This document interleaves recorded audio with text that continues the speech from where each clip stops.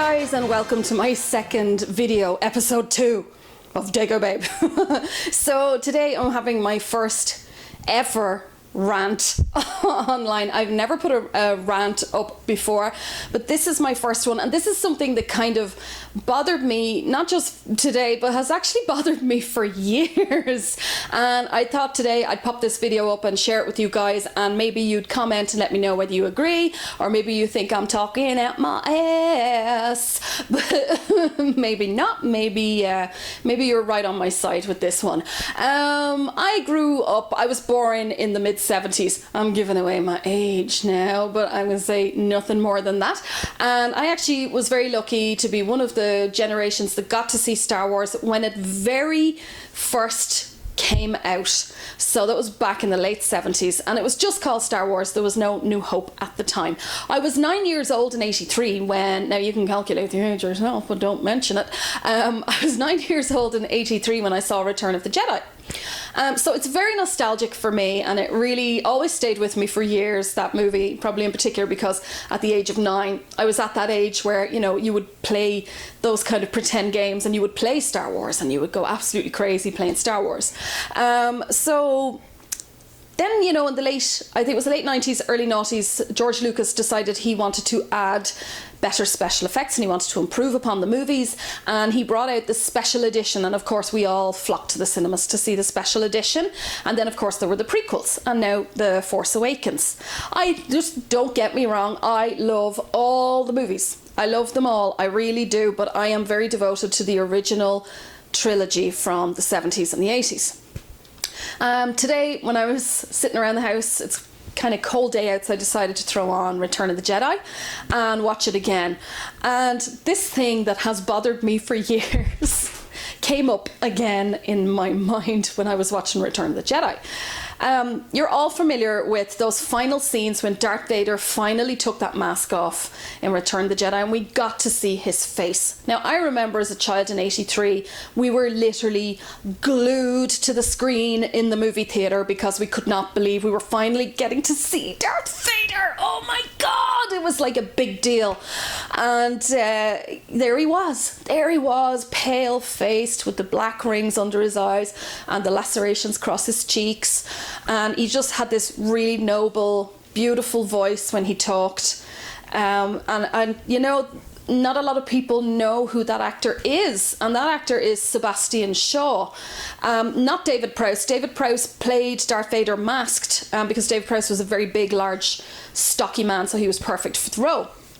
But when they did Return of the Jedi, they wanted to use a very accomplished kind of Shakespearean style actor to finally reveal Darth Vader, so they used Sebastian Shaw, who is pictured here next to me.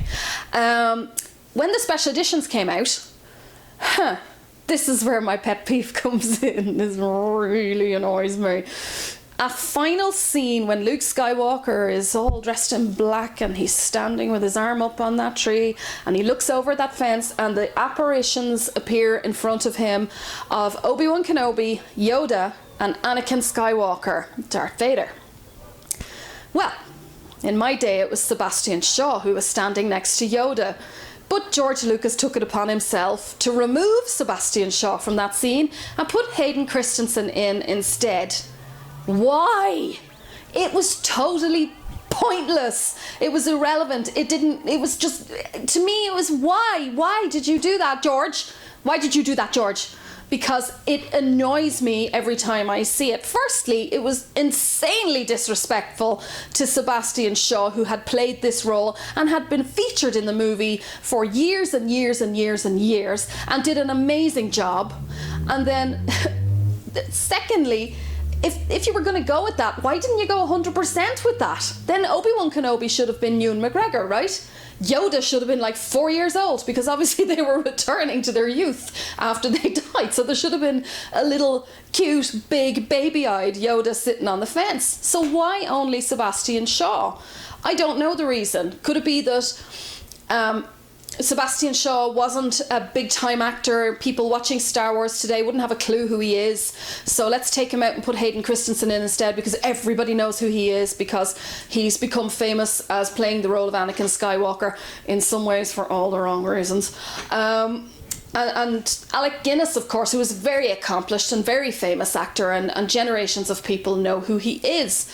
But Ewan McGregor, of course, big star as well. So I don't really get the reason for why it was done.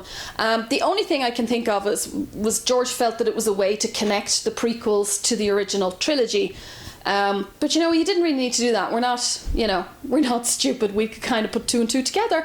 But I just thought it's always bothered me big time that Sebastian Shaw was removed from that final scene. Do you guys agree? If you do, please comment below. I would love to get a discussion going about this, and let me know what you think. Maybe you don't agree. Maybe you thought it was a really good idea to put Hayden in there.